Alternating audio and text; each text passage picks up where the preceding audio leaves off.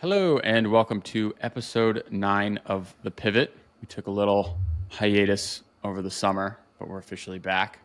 Tony, Jamie, how are we doing? How's the summer? Flying by super fast.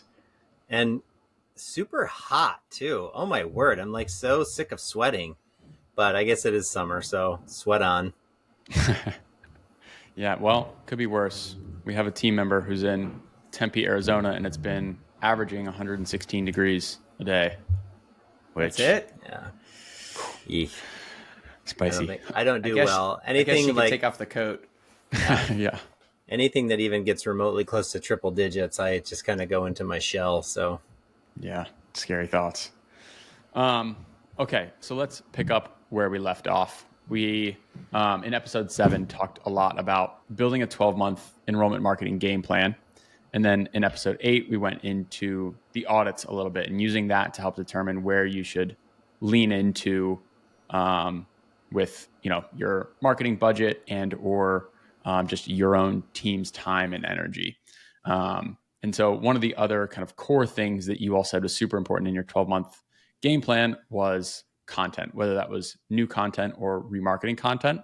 So I think focusing on new content for this episode will be super important in helping folks understand how they should be thinking about new content. So right before the episode, I was, prompting you all of saying, you're going to have a lot of things. You can't promote all the things. How do you even make a decision? So little different spin on the pivot this time. We're going to start with, you have 9 programs. 3 are doing well. 3 are doing average. 3 are doing poor. You can only create 4 resources. Which do you pick? Each of you get 1 clarifying question to ask me, and then you have to make decisions based on that. Who wants to start? I already know my clarifying question. I'm going to start. That's a good one. And actually, I'll give you credit, Shane. I literally feel like I came out of a few meetings just recently, literally in very similar situations with some schools and some enrollment managers and marketing folks. My question is, when you say poor, can you clarify a little bit more? Like the 3 that are poor, are they poor in numbers, like apps are down in enrollment numbers, or are they poor, which could also be in numbers, are they poor marketable? For instance, like teaching and nursing programs right now are suffering a massive market drop. This is no secret. This is a trend since the pandemic. It's really, really hard for nursing schools and schools of education to attract people into those degree programs because those professions are now, so like, are we talking about facing massive market factors or not? I think that has a bearing. I knew that was going to be your question. So yes, market factors for the most part. Obviously, those market factors then impact enrollment to a degree, but it's not like you have a great program that's just you're terrible at marketing. That is not the situation. It is, mostly market factors, which do play an impact on enrollment, obviously, but none of the programs are, dying, having 2 people apply, things like that. Got it. So 3 programs that work, that are doing well, 3 programs that are okay, not great, and 3 programs that are really struggling. Yep. 9 total programs. We can make how many pieces? 4? 4. Jamie also gets a clarifying question. yeah. I feel like I have so many questions, and they run the gamut, and I'm just gonna kind of verbally say them, even though I'm not actually asking the question, but like, who controls the website and what type of resources, like what sort of campaigns have you run in the past and how much budget is there? Oh, this is so hard to commit, and especially on the spot. Like if I had like 15 minutes to think about this, maybe it'd be better, but like on the spot, it's very tough. So let's go with, are the programs that we're seeing not do well? Well, actually, let's go all 9 programs. Are the ones that are doing poorly, historically doing poorly, are the ones that are doing medium, like historically kind of, are they all trending in the same direction? Or is this something that's like a market shift in the last, say, 12 months? Yeah, the latter. I think it's something that kind of coming out of COVID, starting to see some dips in these programs and or, increase in awareness or interest in the programs that are doing well. Okay. There's a couple ways I would tackle this. And I think a curveball pivot here is, and historically, I'll just say in a lot of the conversations I've been having with higher ed professionals, the immediate desire is like, well, some of these programs that are struggling, they're struggling from these market factors. There's really nothing we can do about it. Let's avoid those and go with our winners. And I would actually argue right now from the top, from the leadership, there's a lot of pressure on enrollment managers, marketing communication professionals in higher ed to squeeze the most, market the best programs. And often I lean that way too. That's some of my questions with schools is like, okay, what? Don't just give me the 3 programs to market for you that are like really difficult to sell right now. It's going to be an upward battle and you don't have the budget to fund it. So, I normally go that way. However, I would pick a little differently this time. I'd pick one from each. I'd pick one from each. That's 3 out of my 4. And the 4th one, I wouldn't pick from any of the 9 programs. I would pick a brand general piece that is more brand powerful and has a universality in appeal and value to anyone interested in any of the programs. And that is where I'd spend one of those of the 4. And then I'd pick one that's from the strong, one that's from the media, doing okay, and one that's from the poor programs. I might, of the poor ones, pick the one I think is most marketable of those. But still, I wouldn't be afraid to pick the ones from the bottom because this is a content question. And I believe content is the answer to outdoing the negative market rhetoric. For example, we know that becoming a teacher isn't cool right now, a school that puts out really good content that counters the trend or the kind of stereotype right now, I actually think that kind of content is edgy and provocative and helps the school get noticed. You have to actually do thought leadership, but what if you challenge the status quo? And sometimes that's the stuff that gets most attractive. So anyways, I think content can win. Again, it's work, but that's what I do. 3 program specific, 1 general universal piece. And that's how I pick my 4.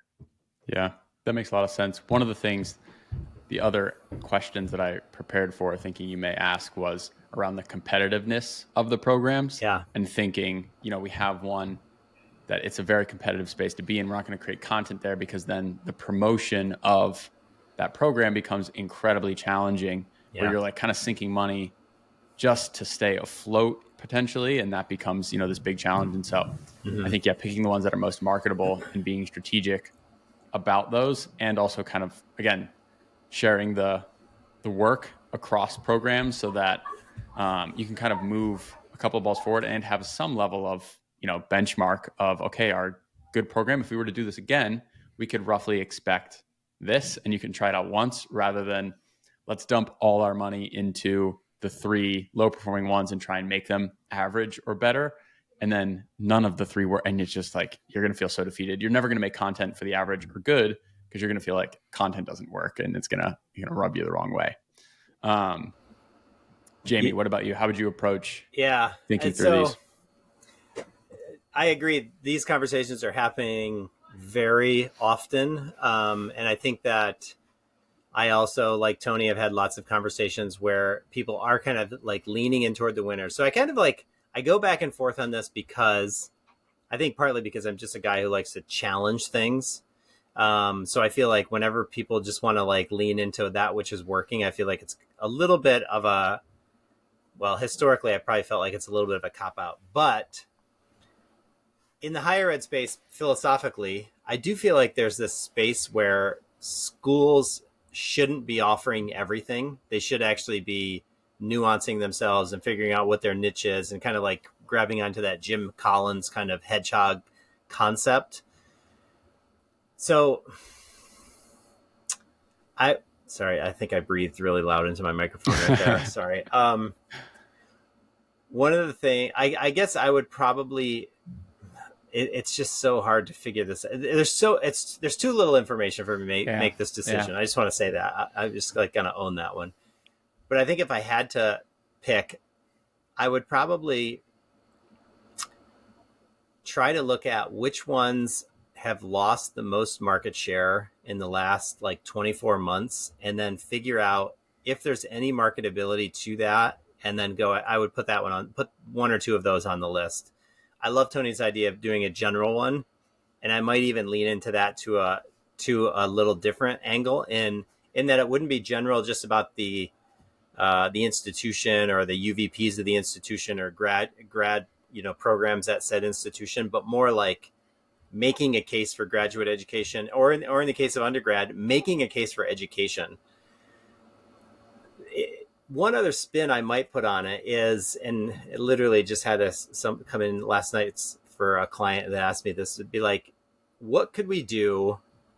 This is more than a content campaign, but like, are there ways to like deconstruct our program to then repackage it, do a content campaign toward repackaging it different, and then putting that into the mix as well? So maybe for one of those programs that's kind of like staying steady, what's it look like to like break that into, more of a certificate style program or some sort of blockchain program that then you can put a content campaign together, and potentially that could change the trajectory of how you think about education. Might win you some professional points of like, hey, here's a person who's thinking about education differently, thinking about how we package it differently, thinking about how we're putting it together. And then if I'm really kind of changing gears and thinking about the undergrad side, there might be just a place for just doing one campaign just on experience. Like I think sometimes I said this to my wife not too long ago about a school that will remain unnamed. And I said, there's just too much selling of education that goes on there and not enough thinking about what we as consumers think about. And that's the experience that we get when we buy. What's the experience that you get when you buy, and the experience that you enjoy when you buy something? And how do we talk about that? It's not just, we've got to get over in higher ed this is about a piece of paper, right? It's not. It's about showing yourself as a person who's driven. It's about getting yourself a credential that will move you in a certain space. It's about like building a network. It's about living on campus and being a part of a big community. Like, let's start talking about experience and build a content campaign that's about experience, whether it's grad or undergrad. Like, both things, those experiences matter, and they have different levels of like how much they matter and how they matter. But I think that's a big part of this. Personally, I think it's a big part of where we might be missing, those content like pieces in a lot of communication flows. We love to talk about like ratios and spaces and things like that, but we don't do as good a job talking about like the emotive experience that students really have when they're at a campus or wherever. Yeah, that's a really good point. So you both alluded to or straight up said there's not enough data to make a decision. So let's play. We're going to put another spin on the game.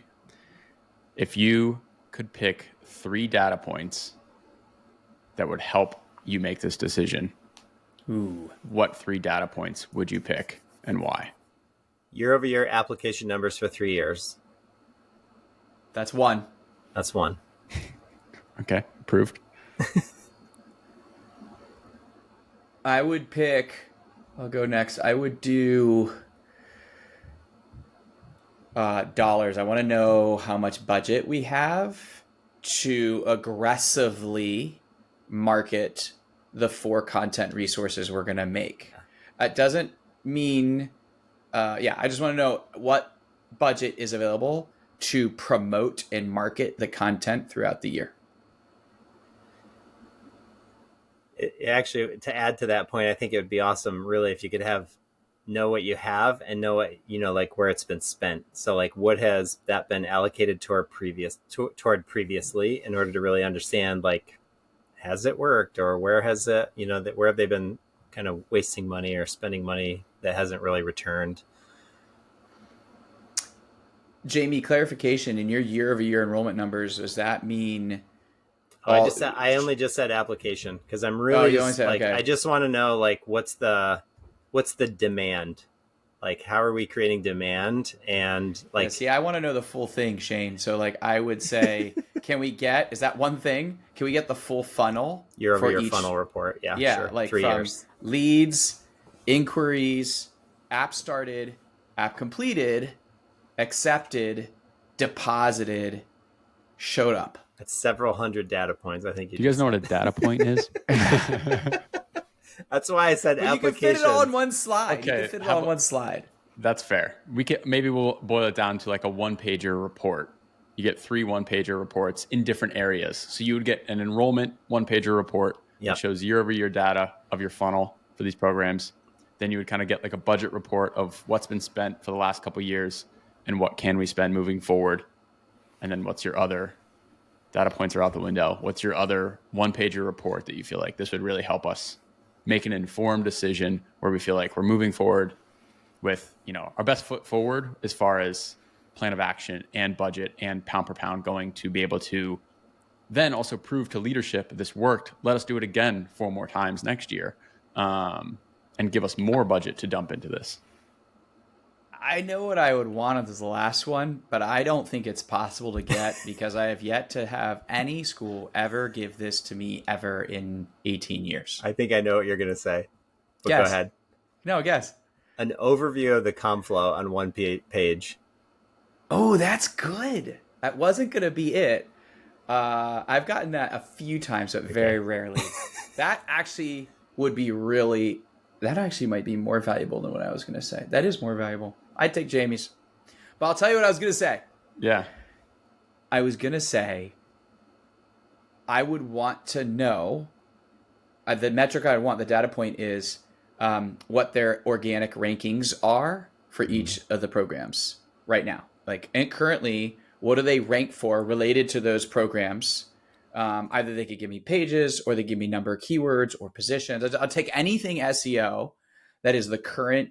I'd want to know where they stand right now because, and I'll tell you why. And I know I care a lot about SEO and we've preached that several times in the pivot, but it's actually not just about SEO. Knowing that one metric lets you know it's related to the other things we wanted to know. It tells you how much we are going to have to spend to do paid promo or how much we don't have to spend because there is something. It tells us how hard we're going to have to work to rank, whether there's any existing traction to piggyback off of and just move it up a few spaces versus there's no traction. And we're going to really have to do a lot more rankings. It might even tell us whether or not we have to get involved with the website folks, whether we can ignore that and just make a landing page that ranks on its own or some blog posts. I just think that has such a bearing on the overall marketing strategy. And that's why I'd want that metric. Yeah, I think looking in. I might actually take yours. You took mine. I might take yours. I think yours might be more important. So go ahead, Shane. I think if you do an SEO report like that as well, using any of the popular tools, you're also going to get some insight into the paid search component and the cost per click, which I think is going to give you a better indication of the money that you're planning, that you have. Is that actually going to be enough, right? If you're marketing an MBA with no specialization, that's going to require a bit more money than marketing a very niche degree that, while demand may not be high quantity wise, the quality of the people searching these certain terms is super high. And that you can attract them for a little bit cheaper than that other program and still be getting, pound per pound, much better results. One of the other things I was thinking too is doing that SEO research and having that 1-pager, the monthly search volume of the keywords will also give you a sense of demand. Like you were saying, Jamie, about the demand for your school's program, but the demand for at the programmatic level across the country, is there demand for this type of program? Gives you a little bit of insight into that. If you're looking up, around your very niche leadership program or nonprofit management, and they're very specific, you might even realize we're not going to pick that one because nobody is looking this up. And so we could create the content, but it's not going to increase the overall number of eyeballs that we want pound per pound better than some of these other programs would. And so while it might be easier to make compelling content for that program, the overall impact is actually smaller than other programs that might just be able to be exposed more to new eyeballs than what you're kind of currently making. So thinking about those kind of 3 reports, and let's say they get packaged up, how do you think that might influence what you pick? Meaning, if the data, what would the data have to say for you to change your mind on what you originally selected as far as your 4 resources? Yeah, that's a good question. So I think for me, and part of the reason I thought about the email comp flow was like, if there are like traction gaps where hey, leads are great, but to completed applications, there's massive decline, like then it automatically goes, the fixer in me says, okay, something's broken in how we're communicating at that section of the funnel, and how do we fix that? So, I forget what your question was now. More of like what the data points, or just holistic reports that you would read them and be like, oh, you know what? In Tony's example, I'm going to do one of each and a brand one. What kind of data would make you say, actually, I'd do this instead? Or to take this a little further for the audience to explain it. In my example, if I'm picking 3 program specific ones and a general one, how would I pick one of the 3 for the top, one of the 3 for the middle? What data points? You want to know what data points would sway the strategy, right? Mm-hmm. Mm-hmm. Yep. So I think you already said a good one. And you went over something fairly fast that I actually want to go slow on and reiterate for the audience, because this is kind of a secret play that I think is often misunderstood. I've been in meetings and I've been presenting on this, and this is one that I can tell people they just aren't familiar with this. We're talking about SEO. We were talking about the data on an SEO report, and you said you would get cost per click. You would get paid info. And this is what confuses people. An SEO, search engine optimization. This is organic search. This is about unpaid. And yet we're talking about a paid metric, cost per click. What place does a paid metric have to do when we're talking about organic and unpaid rankings? And this confuses people, and but is probably, I think, one of the arguably the most important metrics. And I'm answering your question here. I would pick programs that have high monthly search volume on keywords that are also ones that cost a lot to market. Because that tells me not only is there interest in the population, like prospects are looking for programs with these words, but it also tells me there are a lot of competitors potentially buying those keywords. And I would bank on the fact that those competitors probably have pretty bad ads, like that just go to like apply now or learn more. There's the run of the mill higher ed ads you see for programs that everybody has. And I would bank on the content being more attractive. So, and I'm just going to assume we don't have a big budget. So I can't just win by throwing dollars at Google and Facebook and LinkedIn and paying $100,000 to get my thing out there. So I've got to win on the organic. If I can win on high volume and high cost keywords, that if you wanted to win, get that traffic paid, you'd have to spend $15, $20, $35 cost per click, which is really expensive. That data would help me pick the program. As I pick programs, there's some level of traction the school has, and there's enough volume where I know there's enough market demand, where putting out this content piece would actually generate views and clicks and leads that we then would nurture throughout. That's why I think that would be so valuable. Yeah, definitely. And what do you feel like from you mentioned kind of the more macro brand or school specific resource, going off of, what Jamie said and tying in the experience and a lot of these other things, that the intangibles of, higher education, does that data have a place for that resource? Is that really meant for inquiries that are already in your funnel that have seen about a program or about a school or whatever they're interested in? And this is more of once they've kind of gotten to a certain point, then they're ready for that? Or can you use that as a lead gen tool that will it actually have value? Right? Because you're just talking about your university, the SEO play is much harder. It would have to be somebody searching your school. So how do you use that resource?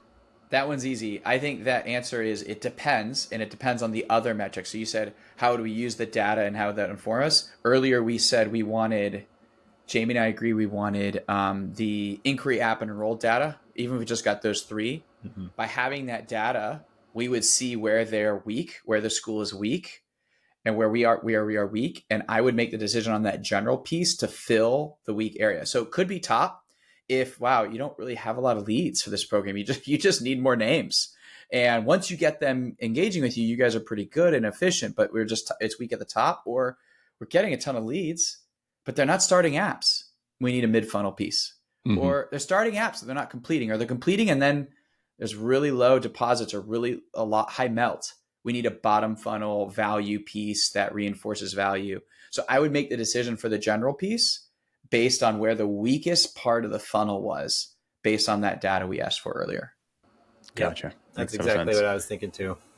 Yeah. Jamie, would any of your answers change based on any of the data that could be available? Obviously, if you pick one and the enrollment gap is just massive, right? Avoiding any circumstance like that. Like what kind of data would change your mind? Or is there, maybe let's pick on a different one other than SEO or even enrollment from a budget standpoint. Yeah. Let's say the budgets were it's not all, here's 50 grand for each program. It's here's 70 for this one and 30 for this one and 50 for this one. And what would kind of make you hesitant on the budgetary side to pursue a certain program? Yeah. I mean, I think that the budget document alone would be hard. I would want to couple the budget and the enrollment document to understand like where say for instance, we have 70,000 going toward a particular program and it's trending like the opposite direction at the steepest rate. And it's like, okay, something we're doing there is not working.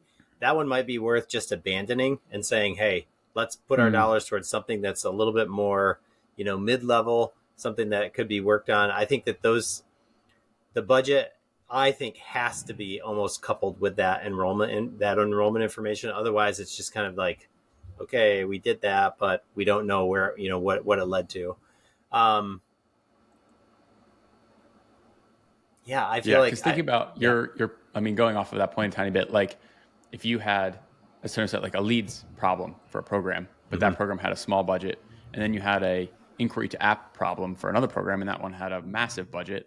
It's kind of, you want to flip flop those. You want the smaller budget for, a retargeting campaign and an audience that you can then you're really going after getting these people that are already this far a little bit further is way cheaper than we need to generate a ton of names for this program, and we'll do well once they're in there, but that requires a much larger budget. And so it's also, where's the gap in that enrollment data?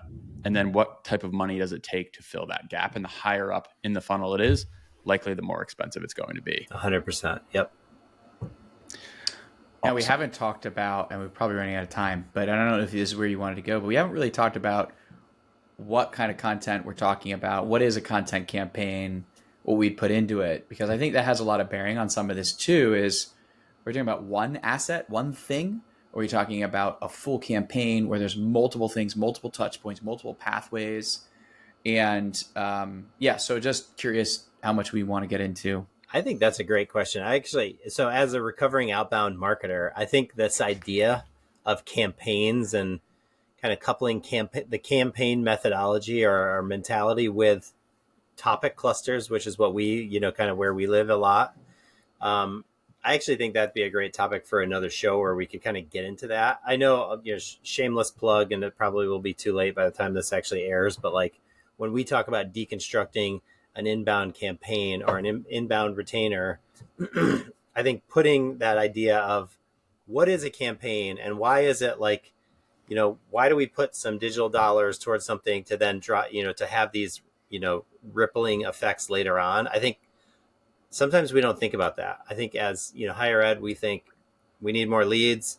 Let's put some money in a budget. Let's send more emails and let's keep that going and as long as we can, which is not altogether wrong. But I also think that we miss a lot in that kind of mentality. We miss a lot of the nuance of what are the pathways we're offering? What are the offers that are in the, CTAs and all that kind of stuff?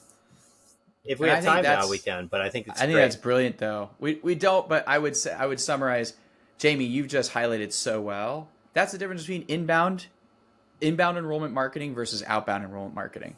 Inbound versus outbound. Inbound is like bunches of campaigns put together in a more strategic and sophisticated way. Outbound doesn't have to care about that. Outbound just turns things on for as long as you can turn it on and says, hey, what are we getting?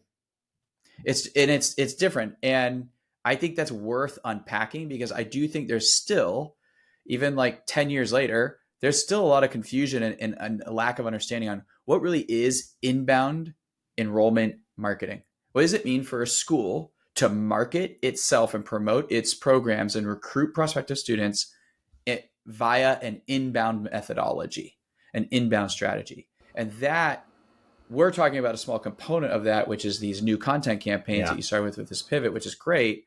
But I think we do need to give some time to like how you bring that together, because I think that is the difference here. Yeah. And I think that's the goal of the content piece is the goal of the episode is it's one core resource. You can surround that with tons of things, right? You're going to obviously do email promotions. You're obviously going to promote on digital ads. You may want to create supporting blog content, since you basically have this SEO report, right? Or audit that maybe you did from the last episode. And there's so much that you can do. You can't cram all that into one resource. And I think going back to your points too of the enrollment gaps, well, but depending on the enrollment gap might depend on what that core resource might be. It might not be your downloadable ebook. It might be more of like, a student testimonial video, because it's that last mile that you're trying to get people through. And I think that's one of those things we could spend hours, not even an episode. We could spend hours talking about the potential opportunities for types of content pieces that, could fill the various gaps. And I think there's a case for each content type could be a good play for anything. It really depends on how you position it. But thinking about, let's say, the most common challenges, let's say one is generating leads, and then the other one is getting applicants to submit and or deposit. What are your rough gut instinct on what type of resource? Again, style, ebook, pillar page. I got mine. Video, text campaign. Yep. What's your thing? Yeah. We're seeing a lot of this right now. It's very, very popular with our clients and with our team. And I actually think there's a reason why it's so popular, but it's really this like, I like to call it an inventory. I think, it's aptly known around the DD hallways as a quiz, but I feel like it's more of like an inventory to talk about, hey, who are you? Like, what drives you? What motivates you? What makes you tick? What excites you? And like really putting these resources that are there. What I love about them is that first of all, it's a great lead generation tool, because people are submitting their information, but they're looking for something in return, right? It's like and it's also, I think, brilliant because people love talking about themselves. So anytime that you can have people talk about themselves, but then also get some insight of like, oh man, like that program looks like so cool, and it kind of drives you toward this program or that. I think that's a total win right now. So that's my preferred piece of content du jour. I'm going to piggyback on that. It kind of falls in a similar category, but it's an unsung hero. It's a secret weapon that is not leveraged enough, and it's not really new. It's just not done enough today. It's surveys. And this would be for lead gen at the top of the funnel. I think there's a huge value in doing short, simple surveys, even if that's not a prospect lead tool. What it does for the institution is at first, it helps you establish more thought leadership. You get to make a survey on a program specific related topic. You're going to get people in there who are not qualified. I get it. But what you get is data on what the needs and what the questions and what the desires are. Then out of that survey, you then now have very clearly the content piece you should make. You can publish the results of the survey. That becomes a premium content resource, which could attract more prospects. You can then listen to the answers and make a piece tailored towards the areas of biggest need as people answered the survey for the industry. Like, for instance, I'm thinking of a nursing school that did a nursing survey of nurses in the industry at hospitals and not at hospitals. And the data they got out of that then led towards this school being able to publish a premium content piece that was based on the data they got from the survey. So they're learning about their prospective student audience, and even from not prospective students, from industry practitioners, from doctors, from people in the medical community. So the survey itself is a piece, its results are a piece, and then it gives you the creative ideas to make your next piece. It's triple in value. You just have to have the patience to do it and put it out there. And that's the con, is it takes time to do all this, and you need like 6 months. But I think surveys are underutilized and are really, really good tools for schools to get leads at the top of the funnel. Yeah, it's so great for like just understanding your market, right? And I think, we hit on early on, post-pandemic, markets have changed, right? Especially particular markets. Survey is a unbelievable way to kind of put your finger on the pulse of like, what exactly happened there, and why is this trending downward or flat, or like, why can't we get more energy in this one? Because you're right, people are going to answer that for you, and it's going to be so helpful. And that's one of those things that you're saying it takes 6 months, but if you pick one of your average or higher performing programs, the need isn't there right this second, so that you can start to build that up over time. You're not going to suffer necessarily because you're still doing all the same old things you're doing this one additional piece, gathering some insight, and then ideally using that to continue to propel it forward without experiencing a dip. Whereas the other program that may already be declining when you do, and then you're waiting 6 months to really develop more of that additional content, could be seen as like, well, that's not enough at the moment. And so how do you kind of strategically, place those different types of tactics depending on the performance of the program as a whole, which seems to be a common theme. Awesome. This was super insightful, especially given the limited data that you can work with, but that is some people's reality. They don't have the luxury of every data point to make every decision. Thinking Good about pivot. what you all are working on, we're heading into the middle-ish of August. What's on your hearts, minds, or to-do lists? Lately, it's just been awesome. This is one of my favorite times of year. The kind of, for most schools, it's the beginning of the new recruitment cycle. And where I've been spending a lot of time is in strategic planning. This is one of my favorite things to do.